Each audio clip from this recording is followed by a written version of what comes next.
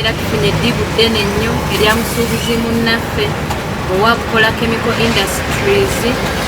Era tubeereddewo nnyo abasuubuzi naye tusabe Mukama bonna abalidda mu bigere nabo batambule n'omutima. Mwami Kyabaggu gwatukoze eki yatubeerawo mu covid yatuwa akawunga n'ebijanjaalo era abadde neibaffe mulungi.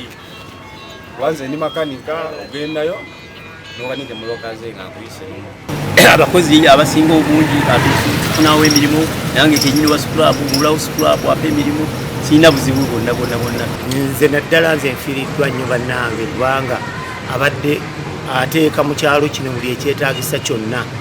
Oluvannyuma ku katuni omwaka guno nga buyingira yaleeta package ezisoba mu 500 n'azigabira buli mutuuze nga mulimu bulangiti, mulimu omuceere, mulimu sukaali, mulimu sabbuuni, mulimu ne sente enkalu n'agabira kumpi ekyalo kyonna Nalukolongo. Wadde atuyisa bulungi ng'abakozi nze neeyoga ku famire ye oluvannyuma lw'okujja kumutandika okumukolera amasannyalaze ebintu by'amasannyalaze ng'ebikumuweza amasannyalaze okumuwa saavisi n'ez'amasannyalaze nemba wa famire.